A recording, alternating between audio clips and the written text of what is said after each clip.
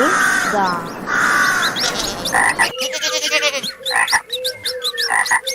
السلام عليكم ورحمة الله تعالى وبركاته.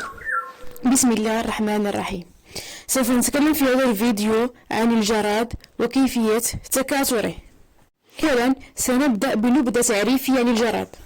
الجراد اسمه العلمي لوكوستا من فئة أورثوبتيرا، من أي مستعيمات الأجنحة، من صنف الجناحيات. طوله يزيد عن 313 سنتيمتر، له عرنان عصيران نسبيا، وفم يحتوي على أسنان حادة. يعتبر أكلة مفضلة عند الكثير من الشعوب في آسيا وبعض الدول العربية، لأنها غنية بالبروتين بنسبة 62% والدهون بنسبة 17%. يستطيع الجراد القفز لمسافة تعادل ضعف طول جسمه، أي مسافة كبيرة جدا بسبب عوائمه الخلفية القوية.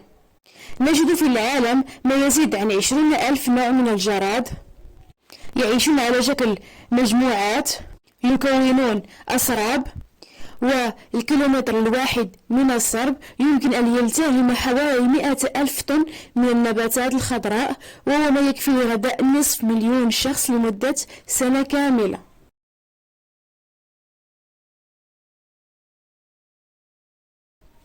الجراد حيوان يسمع من عدميه، حيث يمتلك آذان تقع على أرجلها الأمامية وبالضبط أسفل ركبتها. أين يتكاثر الجراد؟ يتكاثر الجراد في شرق السودان وإريتريا والحبشة، ثم يهاجر في الشتاء إلى مصر، وفي الخريف ينتقل إلى ساحل البحر الأحمر حيث يتزاوج هناك ويتناسل، ثم يعود إلى أماكنه الأصلية. كذلك يمكنه أن يتواجد بغرب السودان وشمال إفريقيا وبعض جهات الصحراء الليبية، بعض ديال اليمن والمملكة العربية السعودية والإيران. مراحل نمو الجراد: يكون في الأول بيضة، ثم يتحول إلى حورية، ثم إلى حشرة كاملة. أولا يتم الإخصاب داخل الجهاز التناسلي الأنثوي، ثم تصنع أنثى الجراد ثعوبا في التربة باستخدام طرف البطن، وتكون محمية بالرغوة التي تعطي غطاء البيض وتحميه من الافتراس والجفاف والتلوث. وفي هذه الثعوب تضع الأنثى بيضها، حيث يفحص خلال 10 إلى 20 يوما. فترة التزاوج بين الجراد تتراوح بين 3 إلى 14 ساعة، وبيضها يتميز بعدد كبير حيث يلتصق بعضه البعض بواسطة الرغوة لتتشكل على شكل كتلة تحتوي على 20 إلى 100 بيضة. ويمكن أن تضع أنثى الجراد من 3 إلى 5 كتل، أي عدد كبير جدا من البيضات.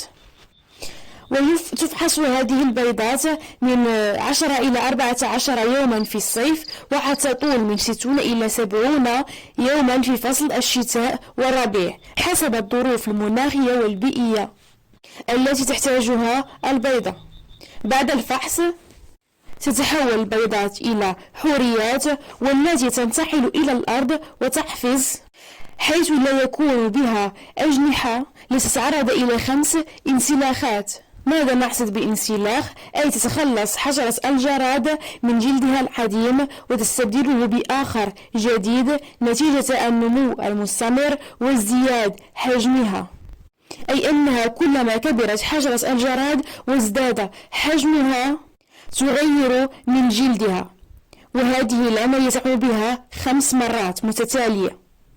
وبعد الانسلاخ الخامس والأخير تتحول الحورية إلى حشرة مجنحة، أي هنا يكتمل النمو وتتحول إلى جراد، ولا تنمو بعد ذلك ولكنها تزداد وزنا.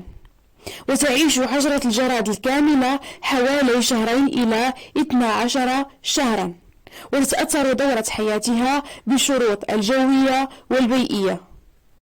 وإلى هنا ينتهي فيديو اليوم، وشكرا.